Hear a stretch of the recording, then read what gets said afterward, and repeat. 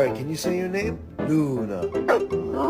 That was perfect. My GF just got a dog, but I think the dog adopted her.